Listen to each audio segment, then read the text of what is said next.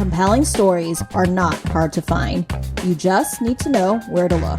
Join your host, Dr. Eric Shaw, prosecutor Ryan Frank, writer Adrian Bonenberger, and comedian Ryan Connor as they interview ordinary people about their extraordinary experiences. This is Baggage.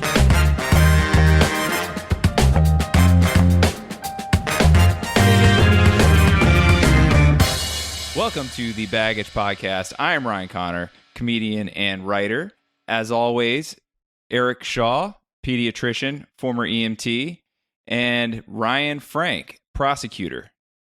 You want to take it from here, Ryan? Sure, yeah. I'm really excited to introduce our guest today, a retired lieutenant colonel from the Marine Corps, infantry officer, was in the years from 1963 to 1983.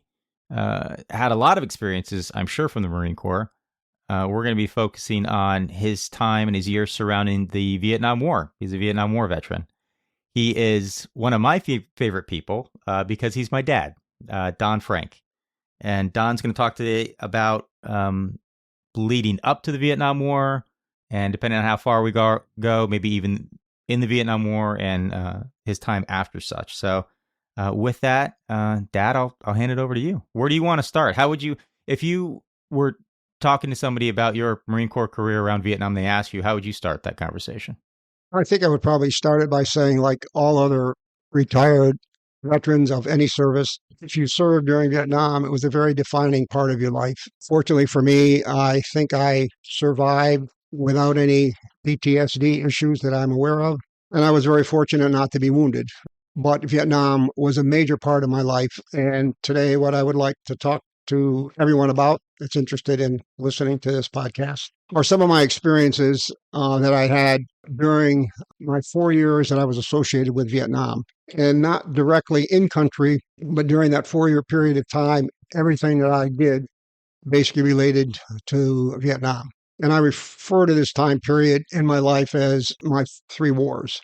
My first war was, I call it the counterinsurgency, started in about 1967. My second war was the real war, which was the search and destroy component of General Westmoreland's strategy when he was in charge of all U.S. forces in Vietnam. And my third war was when I returned to Vietnam. One of my assignment was to be a recruiter for Marine Corps officers in the state of New York. And I had all of the colleges and universities in New York State, north of the city. So I was on campus during most of the 69, 70, 71 time period. And the anti-war protest movement was the strongest on college campuses. So I'm going to start back with how I got to my first war, which was the counterinsurgency part. Hey, Dad, let me interrupt you real quick because I did 8 years in the Marine Corps. You did 20, and despite that, we've never really actually talked much. Some anecdotes. We never talked about your time in Vietnam, and one of the things that I was curious about, and I think a lot of our listeners too won't understand the time frames. People associate the Vietnam War with a draft. You got in 1963, and you're talking about 1967. When you went into the Marine Corps, the Vietnam War wasn't even on the horizon, right? Correct. No, but the draft definitely was a major part of what a young man was going to do with his life when he turned 18. And when Vietnam hit, then it made the decision for a lot of people. They had no choice because they were drafted. But you were not drafted. You decided to go in. I was not. I joined the Marine Corps. In fact, one of the jobs that I had, as I just mentioned, recruiting for the Marine Corps, is how I got in the Marine Corps. I was recruited by a Marine Corps captain when I was going to Utica College, a part of Syracuse University, in 1960, I think. And the Marine Corps, unlike the other branches of the service, does not have an academy. And we get most of our officers on what we call a PLC program. We do not have anything to do with the Marine Corps when we're going to college. We come to Quantico for 6 weeks in the summer, or we can do it once for 10 weeks between our junior and senior year. And that's what I did. And when I was recruiting for the Marine Corps, I was recruiting people like I had been recruited back in 1960. So I was not drafted, no. I had a college degree before I came in the Marine Corps. Okay. honestly, I don't think I actually understood kind of the background of how you got into the Marine Corps. So I didn't want to upset the flow, but you were talking about the 3 wars. Sorry. Okay, as I said, went in right out of college in 1963. Came to Quantico and spent 6 months. And my first tour was overseas, and I came back to Lejeune, made a med cruise, and we got back from the med cruise in early fall of 1966. And something had happened in the Dominican Republic, and most of the Marine Corps was in the Dominican Republic.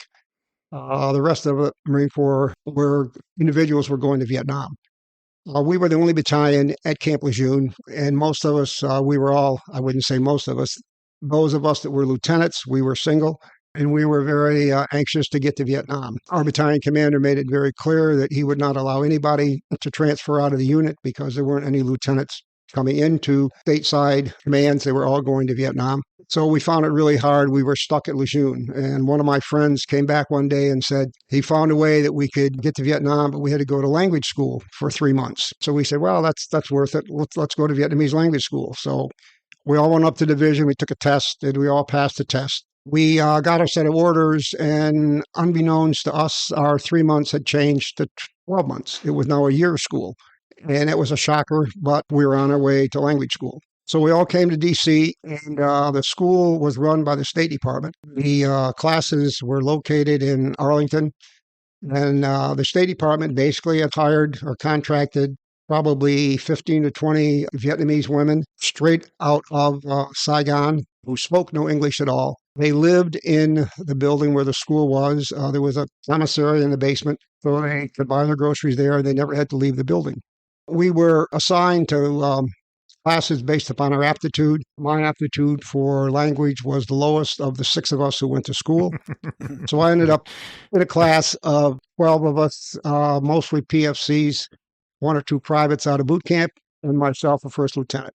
After about 3 months in language school, I realized that I was falling behind most of my classmates, because the instructors were living in the building and they were single. Some of them started living with the instructors and they were experiencing immersion learning. If they wanted breakfast, they had to learn how to speak Vietnamese. I think that's called a sleeping dictionary, I think is the term for that. Okay. Because the dictionary goes to sleep with you. Yes. Correct. And it also woke up with you. I had just augmented in the Marine Corps, which meant I had changed my commission from a reserve commission. I only had a 3-year obligation. I changed it to a lifetime contract. I could stay in the Marine Corps as long as I wanted to. And I knew from talking to a lot of people that flunking out of a formal school was not good for my career. I was heading towards that direction. So I went to my detailer, or monitor, as we call them in the Marine Corps, explained my situation and said, get me out of this school before I flunk out. So he said, okay, I will send you to Vietnam if that's what you want to do. And I said, yes. So I got a set of orders to Vietnam. It took about 2 or 3 months for him to pull that off, but at least I got out without flunking. I ended up in Vietnam, arriving in Vietnam. And well, let me just backtrack a little bit, tell you a little quick story. Nothing to do with my 3 wars, but it was where I had my first command. And as a captain, getting your first command is pretty exciting. And I reported at Camp Pendleton on Palm Sunday back in 1966. And a woman Marine asked me if I was anxious to go to Vietnam. And I said, yes, but not really anxious. So she said, okay, be here tomorrow morning at 6 o'clock, 7 o'clock. So I got there the next morning, and I was assigned to be the CEO of a staging unit. And the staging unit was 210 Marines were assigned to me. I had a company, and my mission was to make sure these people were in shape, get rid of or take care of all the medical problems they might have had. During that time, I think we had about 15 Marines who informed us that their girlfriends were pregnant, so we made sure that they got married before they went overseas, so their wife would have some type of insurance if something happened to them during the war. And my mission was to fill up a plane, 30 days. I had to get 196 people through my staging unit so we could fill a plane. And I had 4 warrant officers were my platoon commanders. The total time in the Marine Corps for those 4 warrant officers was about 76 years, I think. I had a W-4, a W-3, and 2 W-2s. So I gave my commanders guidance as to how we were going to do things for the next month. We got all of our gear, and the CW-04, who had 28 years in the Marine Corps, said, Captain, we'd like to take you to dinner. Are you interested? And I said, sure. So we went out to eat and had a couple of drinks afterwards. And we sat down there and he looked at me and he said, Captain, he said, you told us this morning that we were going to be doing PT every morning. Let me tell you, I'm not doing that shit. And I said, whoa, what do you mean? He said, well, he said, I'm a CW04. He said, I haven't run 3 miles in 10 years. I probably couldn't do it. I'd die of a heart attack. He said, we have all decided that because you're in shape, why don't you do the PT in the morning and we'll take care of all the other stuff, the administrative stuff. Now, all of a sudden, I have my first challenge as a commander. I have a subordinate who isn't doing what I want him to do. I slept on it that night and realized this isn't the battle I want to fight. So I said, okay. So I did the PT in the morning and they took care of a lot of other stuff. I learned a lot from those 4 warrant officers, especially the one who challenged my guidance as the really importance of listening to people. Just because you're in charge, that doesn't mean you always know the right thing to do. So I end up in Vietnam a month later, and I get to the headquarters of the units that were in Vietnam, and it was called 3MAF. It was located in Da Nang. At the time, the Marine Corps had 2 divisions and about a wing and a half of aviation assets in country. I don't know what our strength was. I would say probably the Marine Corps had close to 100,000 Marines in country at the time. That figure, though, don't check me on it because I'm not sure. And I know you said it, but I missed it. What year is this? 1967. Okay. Now I think I said 66, but it's really 67. Okay, you're in country in 67. Okay. I arrived in country in late spring of 67. Our Vietnam tours were 13 months. So, I mean, in everything I've ever heard and the people I've talked to and kind of movies and literature, and I don't know, I don't have true numbers to back this up. It seems like the Marines were overly represented in Vietnam as compared to the other, like compared to the Army. Is there a reason for that you guys were there and had such a larger presence? This is going to be a very biased answer. I know we were the first ones in Vietnam, and I think that had a lot to do with the notoriety that the Marine Corps received out of Vietnam. The other reason I think the Marine Corps maybe got more press after the war or during the war was the area that we were assigned to was called I Corps. Commanders or Westmoreland, whoever decided how to break up the country, had broken it up into 4 or 5 corps, and it was the northernmost 5 provinces in Vietnam. Most of the combat that we saw was against the North Vietnamese regular army, which was called the NVA. And the army units that were fighting in Vietnam were mostly involved with the insurgency part of the war, which were the local Vietnamese that decided that the country was worth fighting for or not worth fighting for, and they had joined the resistance and were fighting for the North Vietnamese, and they were called the Viet Cong or the VC. So I think the Army did have more units in Vietnam than we did, but I think we got a lot more press than they did because we had some really big battles like Khe Sanh, the Siege of Khe Sanh, and things like that. So I think we came out of Vietnam with more of a war history than some of the Army units did, I think. I'm going to follow that up with a biased comment, too. I mean, that's kind of that theme runs through wars, too. World War II, certainly in the Pacific, for obvious reasons, but even like the Korean War, the Chosin Reservoir, like the really big battles, even in Iraq, the real big battles and the real trouble areas, historically, again, this is a biased answer, but have been assigned to the Marine Corps to kind of get the job done. So that's when, if you're going to write a book about big battles and stuff like that, you're going to just have a lot more resources from pulling from the Marine Corps. Okay, I kind of forgot where it was. I think I just got in Vietnam and hadn't got a job yet. So I'm now assigned a job. I'm at the 3MAF headquarters, and I'm told that I'm going to go over and work with a unit which is called the Combined Action Organization of the Marine Corps. And what this was there was a lieutenant colonel by the name of Corson. It was his belief that the Marine Corps, or all of the U.S. forces, were not doing enough to win the hearts and minds of the Vietnamese people. So he convinced the Marine Corps that they should start working more with the Vietnamese locals to try to get their support locally, because we were losing the support both from the locals and fighting the NVA up north. So the Marine Corps, like the Army in all wars, had a policy that if you were wounded 3 times and still alive, you were sent home. So what the Marine Corps and the Army did, if you were wounded twice, you were pulled out of combat and sent to the rear to fill some administrative units. So the Marine Corps took a lot of the infantry that were wounded twice and sent them to Da Nang and put them in this combined action company.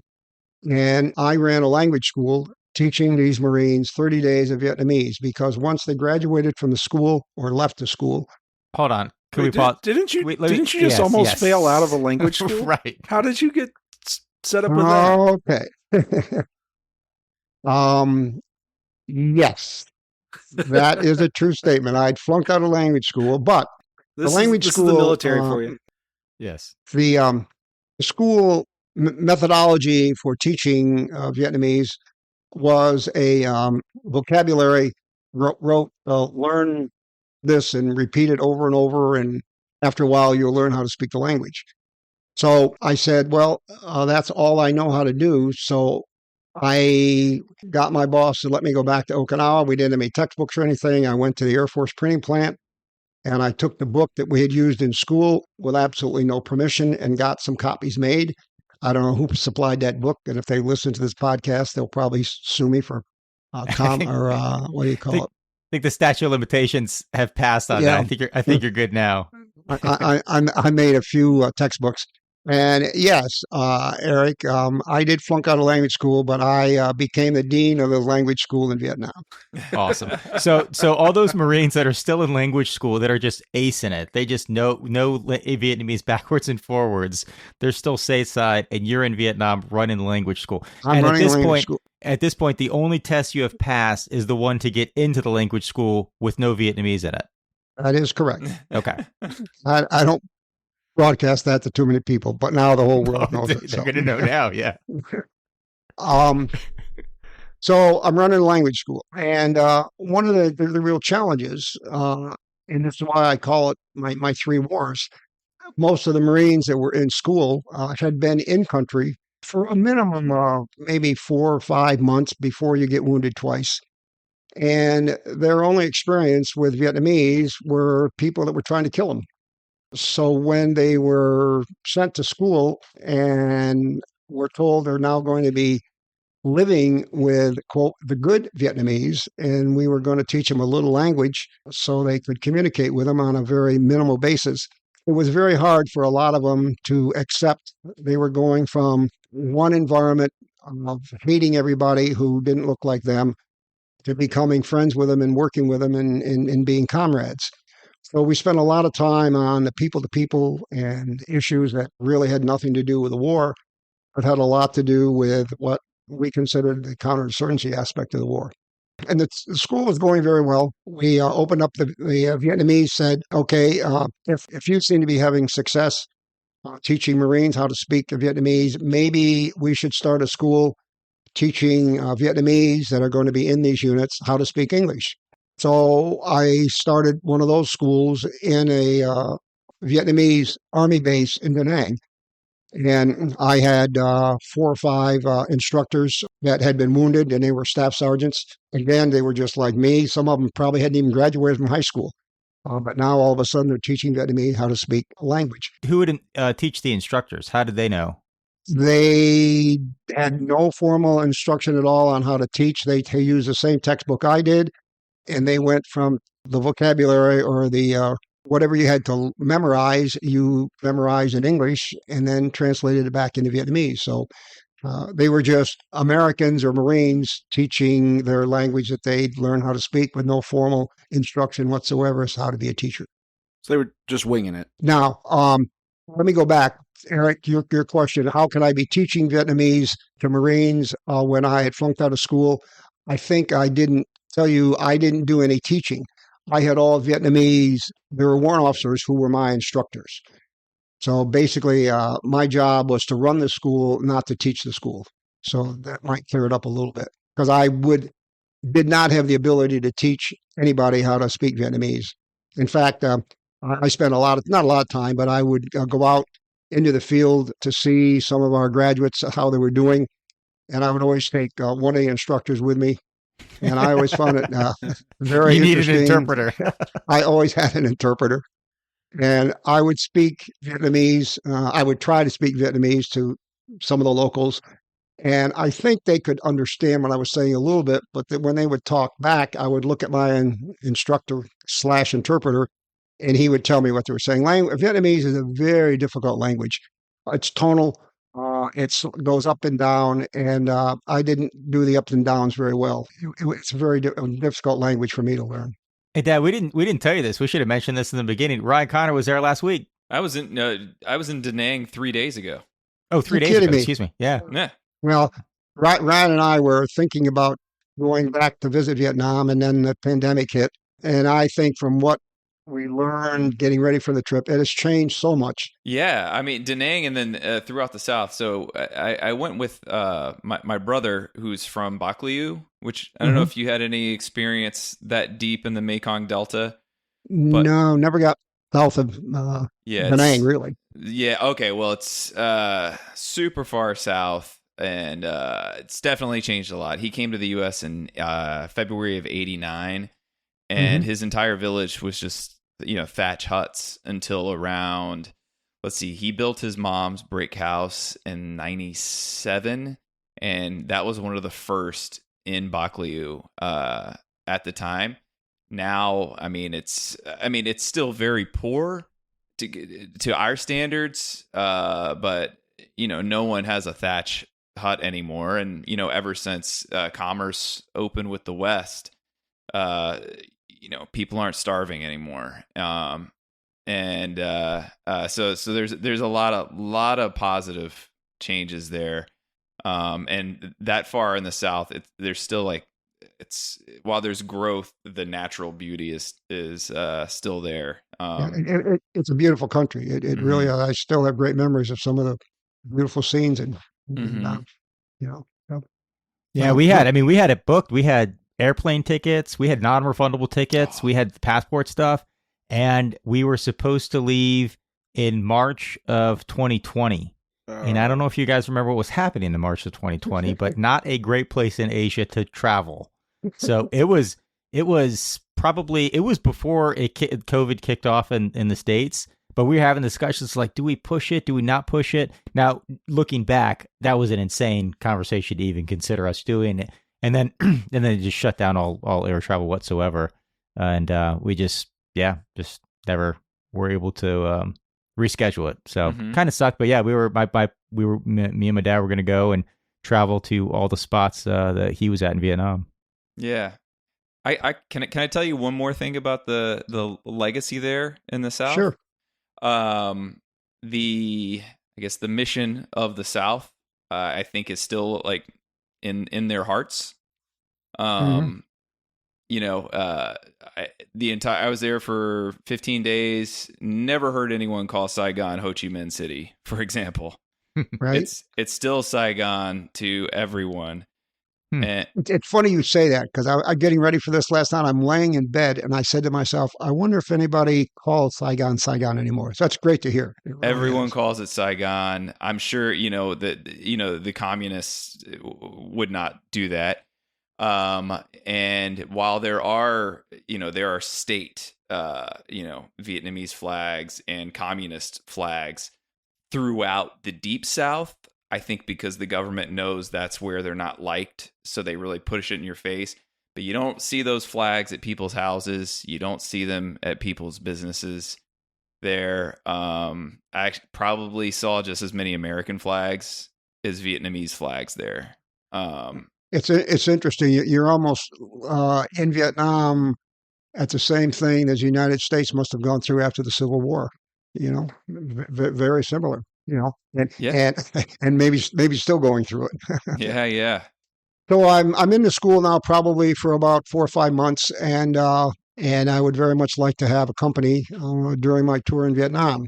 So I go to my boss, who was the G3 of 3 MAF, and request to leave the school and go to a division and try to get a company. And he said, not now. The school's going good. There's a lot going on. Come back and see me in a couple months. Well, I go back in a couple of months, and now I've got 7 months in country, and I've only got 5 or 6 months to go. And probably nobody is going to want a captain. It's only going to be around for 4 or 5 months. So he said, well, go to a division. You're probably going to have to extend. So I extended for 6 months. Now, instead of a 13-month tour, I now have a 19-month tour. Now, to clarify, when you say you were looking for a company, you were looking for a combat company. You were looking to see some action. Is that correct? Correct. Yes. As an infantry officer, it was extremely important for me for a lot of reasons that I had an opportunity to get a rifle company in Vietnam. So I extended, and about a week before the G3 rotated back to the States, he approved my AA form to go to the division. Oh, I have another story. I want to tell you this story too, because my brother-in-law, back to what Ryan was saying earlier in the podcast about the draft. I have a brother-in-law who was drafted in the Army during Vietnam, and he and I were stationed in Vietnam at the same time. So he was an Army engineer in the South someplace, and I called him and I said, "Hey Bob, I'm going to try to get down to see you for Thanksgiving," and this is 1967. He said, "Okay." So I went to my boss and asked if I could take a couple of days off to go to. He was south of Saigon. My boss reminded me that we were in a war, and Thanksgiving, as far as he was concerned, was just another day, and I wasn't going to go anywhere. So I called my brother-in-law and said, "Bob, I can't get down there." And my brother-in-law, I think, was a spec through 2 or 3 or something like that. He said, "Well, I'll come up and see you then." So my brother-in-law jumped on a plane and flew up to see me. So it was Thanksgiving weekend, and we knew somebody who knew somebody, and we had lobster. We had a great Thanksgiving in our little school, and our school had probably about 20 to 25 Marines in any given class, and every 30 days we start a new class. We had a beautiful location. We were out on a kind of sea. We could go swimming every day if we wanted to, and it was great facilities. So we had a Navy chief that was there, and he said the night that we were having Thanksgiving dinner, he said to me, he said, "What are you doing tonight, Captain?" I said, "Nothing." He said, "Why don't you come over to the Chiefs Club? I hear we have a good band." And I said, "No, I can't go. I got my brother-in-law here, and he's not allowed in a Chiefs Club because you have to be an E6 to get in. He's only an E3. He said, "Oh, make him a captain. Don't worry about it." So I said, "Okay." Real quick for anybody that doesn't know, E3 would be enlisted, been promoted up to the third rank enlisted, and they're talking about senior enlisted and officers only club. Is that right? Yes, and we were not allowed in there. We could go in as guests. If we were invited, but you had to be an E6 to be invited. You couldn't invite below than an E3 into the club. So I promoted my brother-in-law to what I thought was an Army captain. And basically the Army and the Marine Corps rank is exactly the same in the way it's worn on the collar and everything. However, Navy wears the same insignia, but instead of having it parallel to the collar, they make it go perpendicular. And the rank of a person in the Navy who wears that insignia is called a lieutenant. And in the Marine Corps, that is a captain. So it's a little bit confusing if you're not familiar with ranks. So we go to the club, and we had to surrender our sidearms because we always carried a pistol with us every place we went. So we're drinking and going back and forth to the bar, and there happens to be a Navy chief who's had too much to drink, and every time he's going to the bar, he's pushing people out of the way, very rude. But people knew him. They would see him coming to get out of the way, so there wouldn't be a confrontation. Well, he pushed my brother-in-law once, and I happened to see the confrontation. And my brother-in-law turned around. I think the chief said, "Excuse me, Lieutenant," which to him, the rank looked like a Navy lieutenant. Well, to my brother-in-law, a lieutenant is less rank than is a captain. So my brother-in-law thought he was an Army captain, which he was.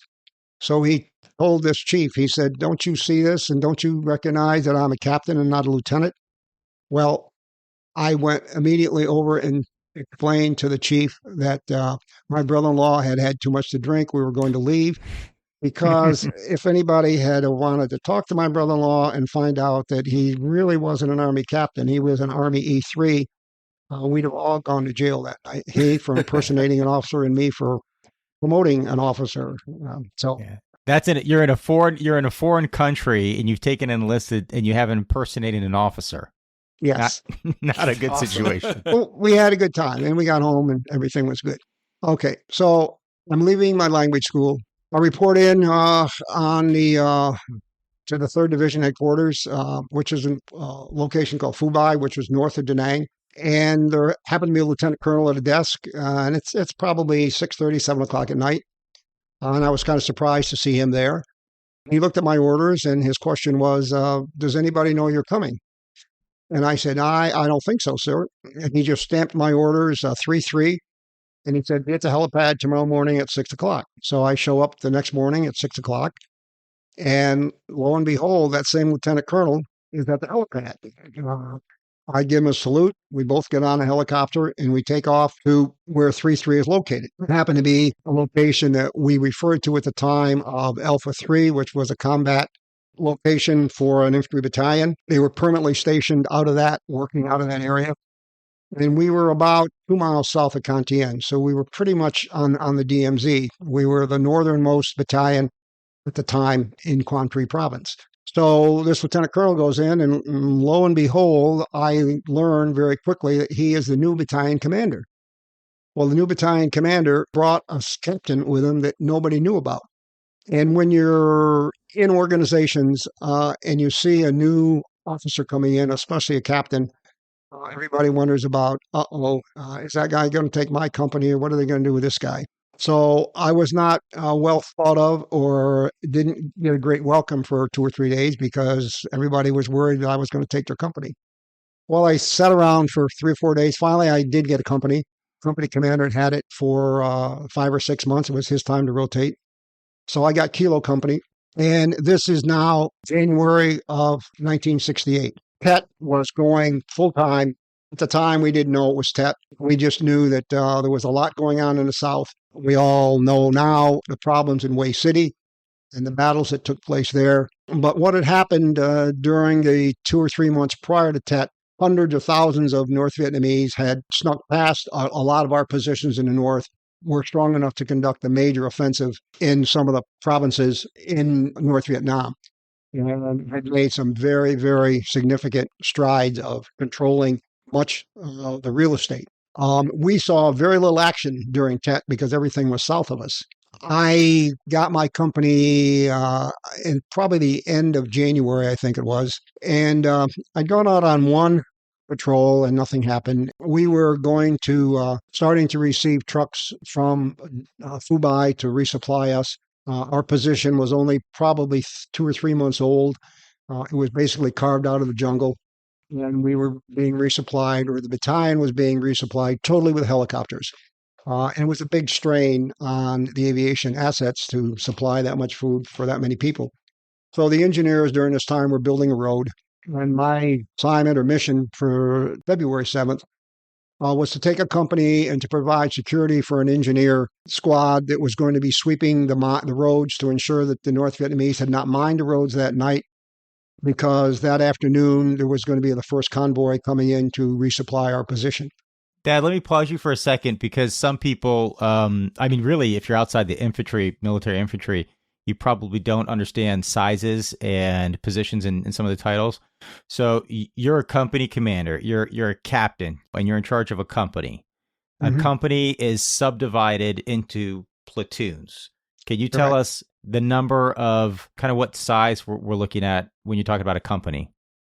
A full company would have probably about 220, 230 people. That company would have 3 rifle platoons made up of all M16 rifles, some automatic and some regular. Then there would be a weapons platoon, and that weapons platoon, when I had it, was made up of 6 machine guns, M60 machine guns, and 6 rocket launchers.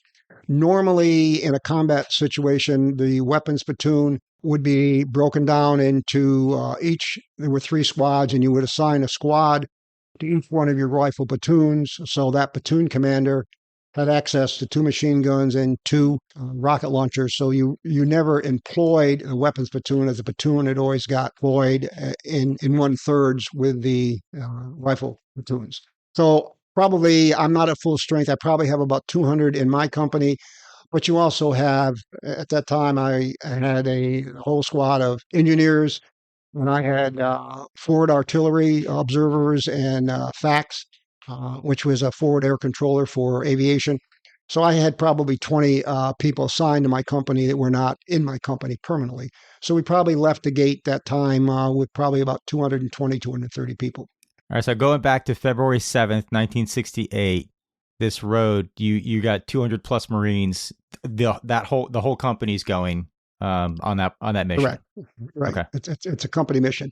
So I went down the road in what we called a V formation. I had a platoon on the right flank and a platoon on the left flank, probably a couple hundred yards ahead of the platoon on the road. They were sweeping both flanks of the road to ensure that there weren't any bad guys there. So when the engineers came down the road, they wouldn't be shot at. We had probably been on the road for half hour, 40 minutes. And my platoon, I was on with platoon on, I would say, on the left-hand side of the road. My platoon on the right-hand side of the road ran into a lot of combat. And the first word I got that the platoon commander had been killed. I sent the squad that was on the road to assist the squad that had run into combat. They ran into heavy combat shortly after they left the road. I took the platoon that I was with. We crossed the road, trying to come around the flank of the other two platoons. We ran into heavy combat. We were basically pinned down before we realized we had run into anybody. And we were in some deep shit for probably 6 hours. We had run into what we realized later on was an NVA battalion that had moved into the positions that night, the night before. And we had my one platoon had run into one flank, and I had run into the other flank. The platoon on the road had run into the center. So we basically were attacking an NVA battalion with a company, but we didn't know the battalion was there until we were in the middle of their position. Now, to clarify, a battalion is somewhere between 700 and 800 men or more, right? An NVA battalion had about 800 people, right? We think. So we had a bad day. We were only about a mile away from where our battalion headquarters were located. They sent out another company. They provided security around us because we were not in very good shape the end of that day. The next morning, we had lost 29 KIAs and 31. How old were you when you were doing this? I was 25. Wow. I want to interrupt you for a second, Dad, because I remember when I signed up for the Marine Corps when I was 18. We hadn't talked about Vietnam or anything like that, and I actually knew. I bet I'd gone to one of your reunions, and I knew that a book had been written about your battalion, so I bought it, and that's where I learned a little bit about what you did in Vietnam. And I'm going to read a passage from your gunnery sergeant, so Gunny Clark. So you're a company commander, and every company commander, every captain has a gunny assigned to the company as well. And this is what he had to say about February 7th, going into the evening. He said, along about dusk, Captain Frank led an assault, one last assault to try to get through to the end of the second platoon. We received such heavy stuff there that there were 2 Chi-Com grenades that bounced off Captain Frank's flak jacket, just bounced off it. It was so hot in there that we couldn't get through, and we had a couple more KIAs in that little skirmish and some more wounded. Do you remember that?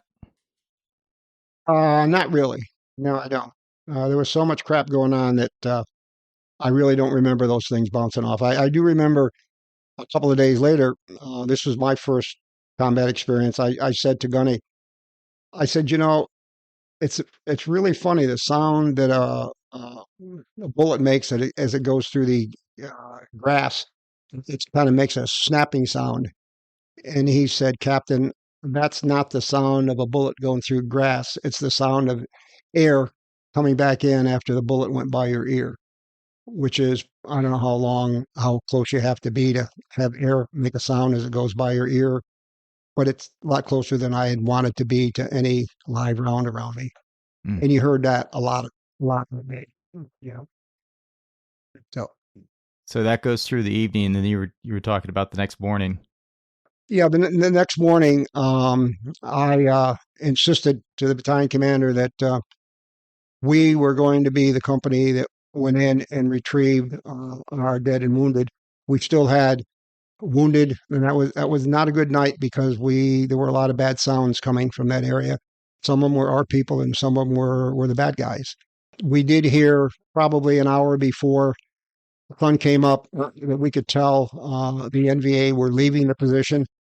I think they knew that we had probably had some reinforcements. So it was probably about 8:30, 9 o'clock before we were organized enough to plow through the position or to go through that and to make sure there weren't any NVA left and to retrieve all of our dead and wounded.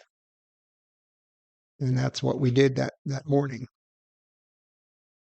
And it was a day that I have never talked about before in public because it's still a bad day in my mind.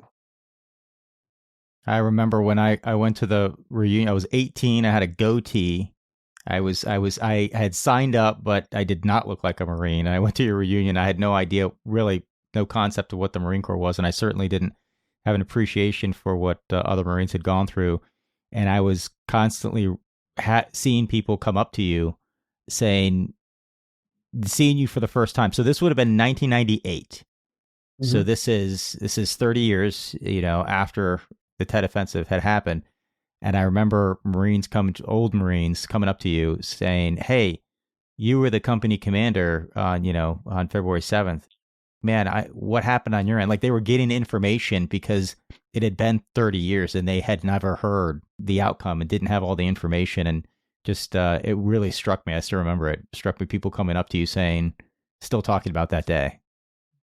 Yeah, that day always been a day that you'll never forget. And I lost a lieutenant that day of the dead and wounded was a lieutenant whose wife was pregnant 6 months. And so he never saw his son or daughter. I did not know what it was. But, you recover from that. I had a great battalion commander. I did have some difficult times myself. My battalion commander had some very heart-to-heart talks with me. And I remember I was sitting at my CP a couple of days after that, and there were a lot of helicopters landing, and we were getting replacements for the ones that we'd lost on February 7th. And as soon as a helicopter lands, people scurry to get out of the way because we were very close to NVA artillery and rockets. And as soon as the helicopter would land, you would start to receive incoming, so you couldn't stay on a helipad very long. And the helicopters weren't going to stay there very long either. And we saw all these Marines running, so we had a total of, 50, 60 people to replace the ones that we'd lost on February 7th. And I saw all these young Marines running off the helipad, they didn't know where to go, so they were just clearing the helipad.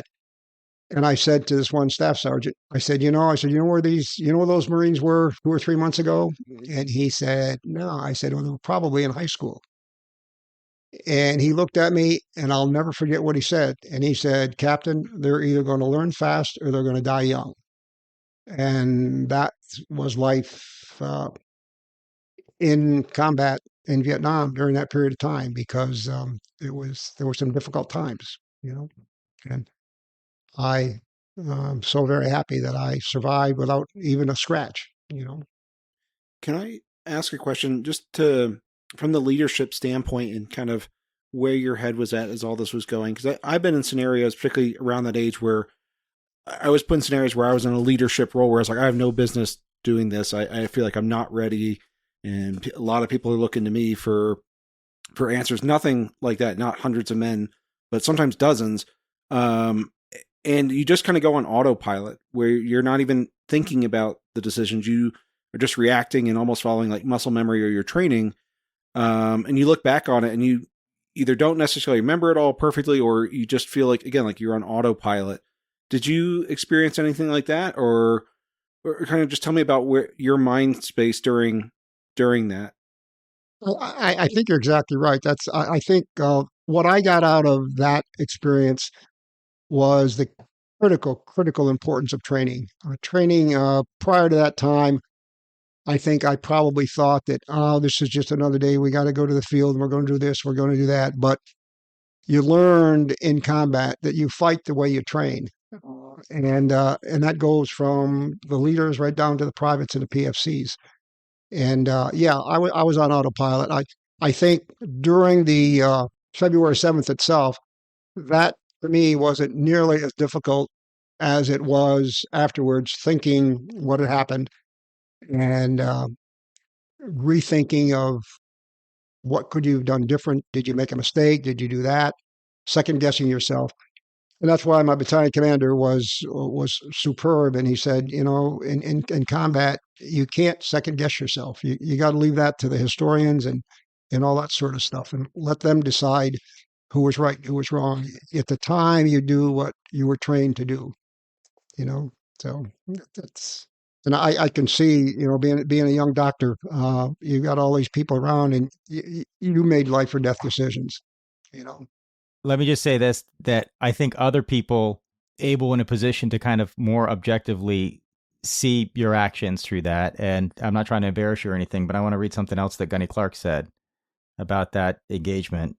He says, I know one thing. Through the whole episode, our company commander, Captain Frank, is what you would call a company commander. Let's emphasize. He was cool, calm, and collected through the whole thing. I've thought about it many times, and I know I was sure scared, and I think everyone was scared. And I'm sure he was too. But he sure kept his cool under fire, and he was really a company commander. He cared for his troop, his men, and did a hell of a fine job. And I know that all of the men that were there that day will never forget what Captain Frank did. Sorry. And how he did it. And how he operated and took care of his company. He is a mighty fine man. So that's how he thought you did. Well, I have thought about that many times, and I do read Gunny Clark's thing. I keep that pretty close to where I can remind myself when I start second guessing myself. And he was, as I thought as much of him as he did of me. We made a hell of a great team. He understood the Marine. He'd been in the Marine Corps twice as long as I had. And I spend a lot of time now, Sunday evenings, I go to Quantico and do a Catholic service for the Marine Corps officer candidates. And every once in a while, we never talk like I have talked right here, because that's nothing that they need to know about in a short period of time that I talk with them. But I do talk to them about the importance of the relationship between the NCOs, especially senior NCOs and officers. It's a relationship, and when it becomes personal or a bond between them, you have to experience it in order to understand what it really is. And it's special. I think probably every occupation probably has something similar, but I think the military, and as I've said earlier, I'm a little biased. I think the Marine Corps is a little special. We really do put a lot of trust and confidence in our NCOs. They are the backbone of our organization in more ways than one. I just wanted to ask a question. So you said the phrase, you fight the way you train. When I was in Vietnam, whether in central Vietnam and Da Nang or on the Mekong Delta, the most striking thing was the terrain. I've never seen anything like it in my life. The density of the jungles, the omnipresence of marsh. It looked impossible. And we had a really somber moment. Like we were just having just a regular conversation. It's family in a car. And I don't remember if it was me, my girlfriend, my brother, my sister-in-law who mentioned it. But I remember my brother, who's Vietnamese, lost one of his biological brothers, who was fighting for the South. Another brother who survived, and he just said, he just like held his hand and pointed out at the jungle, and he's like, "How do you do this? We didn't have a chance with the Viet Cong. You didn't know who they were, right? And they just knew the terrain so well. So my question is, how do you prepare for something like that, and how do you go into that with the confidence that it seems you did? I mean, it seems impossible. It's interesting you make that observation, having spent a lot of time in Vietnam and knowing people that were in a part of the war. At the time, I didn't realize, well, I probably did, but I never led point. I wasn't the point of the company. And I always thought to myself, what was it like to be the Marine that was the first through the jungle when you've got 200 people behind you, when you don't know what's around the corner, what's around here, what's around there. And I didn't even know when I had the company that one of the platoons, I think it happened to be the 3rd platoon, we had an Indian in the company who was a native Indian from some reservation out in the West someplace. And before he left, he told everybody his grandfather had sprinkled dirt all over him and did whatever the Indians do to keep you safe in harm's way. And he was fearless. He led every platoon, or every time it was his platoon's turn to take point, and we always rotated the platoons. And normally in the platoons, they would rotate because nobody wanted to walk point. It was a dangerous place to be. But we had an Indian who was phenomenal at sensing danger and not having any fear. I think it's individuals like that that make me successful to a certain extent. It's not all the leader to a certain extent. It's the combined effort of the people and their skills. Because I joke to a lot of people that one of my strong suits, or I say that facetiously, one of my weakest skills as an infantry officer was land navigation. I had a really difficult time understanding the contour lines on a map. And I know that every contour line is 10 feet of elevation. And if you have lines really close together, terrain goes up and goes down. When it's as thick as the jungle is and everything, I really had a difficult time in my own mind saying, this is where I am on the map and this is where I really am. And I would be lost. I wouldn't be lost. I would be confused sometimes as to exactly where I am. And the artillery would have a round which was called the white phosphorus. And I'd call for a white phosphorus just so I could see where it hit. And sometimes I was not close to where I thought I was, because you get lost, and you can't be lost. The terrain in Vietnam, especially where we were up north, was really, really difficult. What I find fascinating, at least with this conversation, and when I'd listened to when Adrian was on NPR, some of the things you read as far as like combat, or about the individual soldiers and kind of like acute episodes of violence and things like that are problematic, where from your role as the leader, it's so much different, where you're thinking about the broader scope of it and how your decisions impact not only the combat, like your men and the other combatants, and just how differently that must land on you as compared to just the average soldier. And it's really neat to hear things from your perspective. I really appreciate you sharing all this with us, Don. It isn't something that I was looking forward to doing, but I knew sooner or later I had to get it off my chest. So, I don't like to talk about it a lot. No, I just talk about it so the whole world can hear it. So it doesn't make any sense. I like your optimism. The whole world, yeah. that we're going to have to reach. Heads of state are going to be listening to this podcast. Sure. Well, Ryan, I think we should probably take a break here. We have a lot of questions, and Don, we're going to have you back on here. For sure. I got a lot of questions about the aftermath and just anecdotes about Vietnam I'd like to hear about.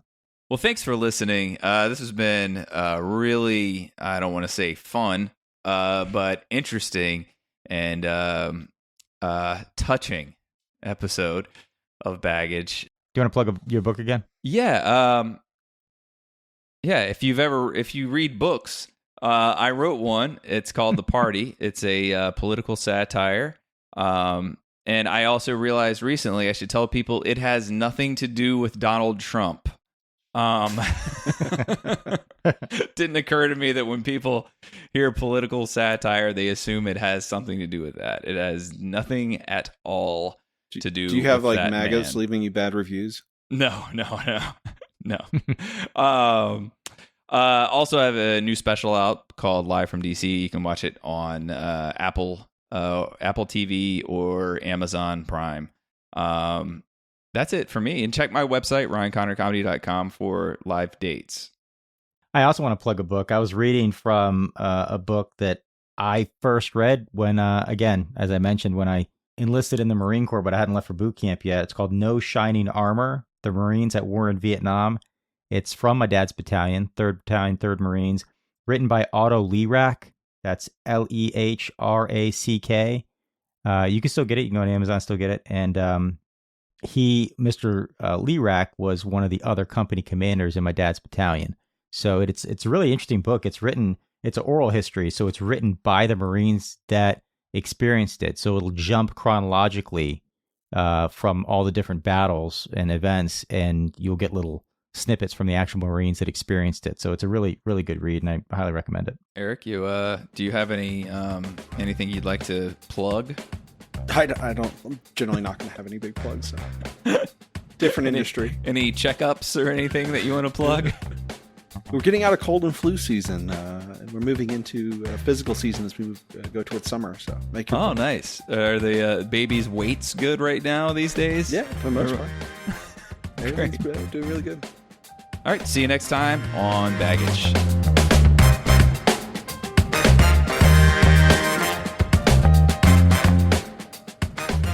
Music for Baggage provided by Quincy Ledbetter. You can find his stuff at qledbetter.com. Graphics provided by Megan Weaver. You can find her at meganweaverart.com. Special thanks to our premium members for their support. You can become a premium member by clicking subscribe in your Apple Podcast app, or by visiting thebaggagepodcast.com/support to sign up or to gift a membership to someone. A percentage of all proceeds go to charity. If you have any questions, comments, or a good story to share, please email us at thebaggagepodcast@gmail.com.